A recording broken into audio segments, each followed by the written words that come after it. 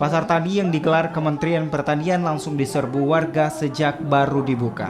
Harga beras 1 kg yang biasanya dijual Rp10.000 di pasar murah ini hanya dijual Rp8.000.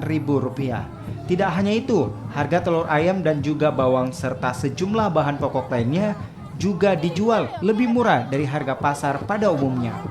Harga yang ditawarkan lebih murah sehingga sejumlah warga tertarik untuk memborong sejumlah bahan pokok. Sementara itu, pasar murah ini digelar agar masyarakat dapat membeli sejumlah bahan pokok secara murah dan sekaligus mengajak masyarakat hidup sehat dengan mengkonsumsi hasil tani. Kalau harga di sini sama dibandingkan dengan harga di pasar-pasar murahan di mana, Bu? Apanya? Kalau dibandingkan harga di sini sama harga di pasar normal, murahan di mana? Murah di sini. Kita beli harga berapa ini? Ya? Kita beli harga berapa? Berapa? 22. Kalau normalnya dia berapa? Kalau di eceran berapa? Lebih dari Diturunkan berapa itu Pak dari harga normal? Ya, kisarannya sampai 4.000 sampai 5.000. Per item ya Pak?